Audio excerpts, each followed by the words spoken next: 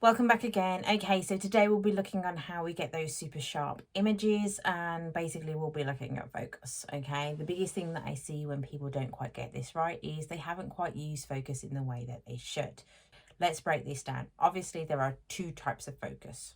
We'll get to the other bit in a minute. Okay, so you've got manual focus, where you are quite literally manipulating the lens to get it in focus the way you want it to, and then in reverse you've got the camera version, which is obviously auto, and it tries to find the focus point yourself.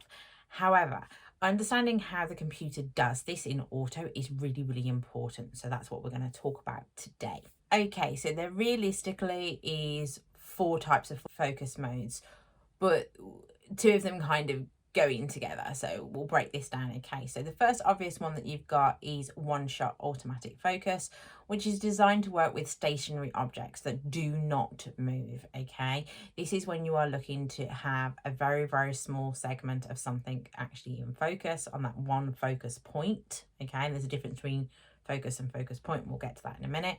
And basically you're dictating exactly where you want it to focus on that particular tiny little point. Okay, the second one obviously you've got is continuous autofocus, also known as AFC or AI Servo if you're on Canon, which quite literally means that your subject is moving. So it will try and track it as it moves. It will try and follow the same point. It'll go, this is the thing moving, so therefore this is what we should follow. Okay, it's great for things like sports, action shot, wildlife, animals, kids. They don't sit still either.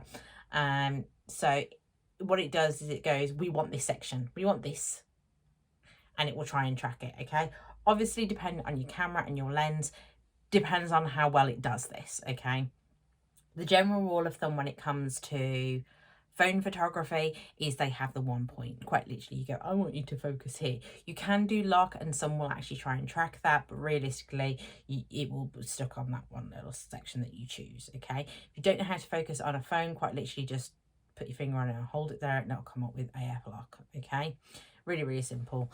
Don't overcomplicate it. So the big difference between the single spot or one shot and the continuous autofocus is quite literally what's happening with that subject. And this is why it's really, really important that you look at your subject and go, is it moving? It's moving. We want continuous. It's that simple. Don't overcomplicate this thing.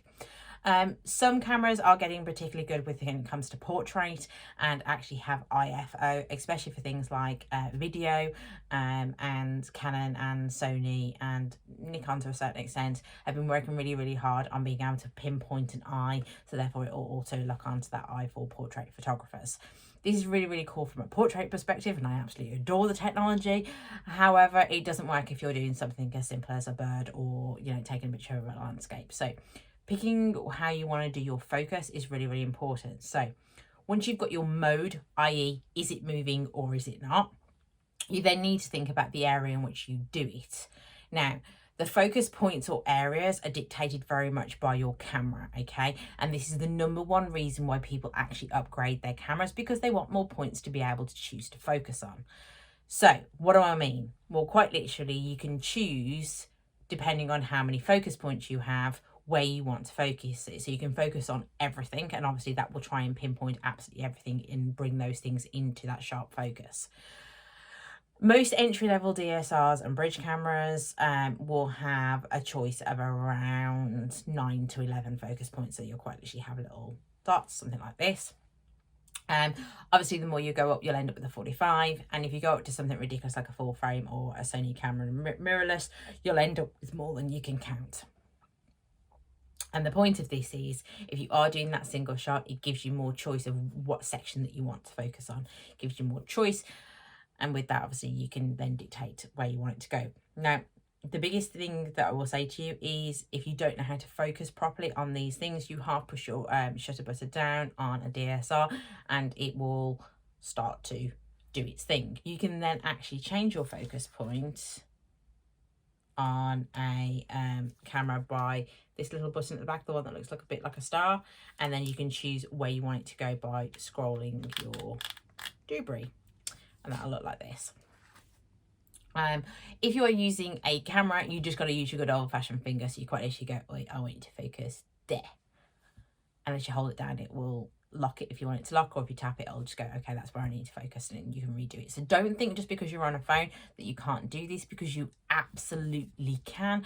And obviously where you choose to put your finger is where it will focus. Okay, so now you know how to focus. Go focus on something. Go deliberately pick something that you want to focus on, and guess what? That's how you get a super sharp image of that little bit, because you actually told the camera to do it. So go try. Any more questions, drop them down below. You want to learn more about back focusing, which is where you quite literally take those two functions away from each other. So instead of it being a half push and then a push to take the photo, you take it off and you check. Basically that focus becomes a different button on your camera, so that you can focus, rearrange, and then still be able to click the what's it separately. It's an extra step to do. If you don't want to do it, don't do it. Okay, you want to learn more about it because you're trying to up that skill set, then obviously you can go check out some more information about that. Okay.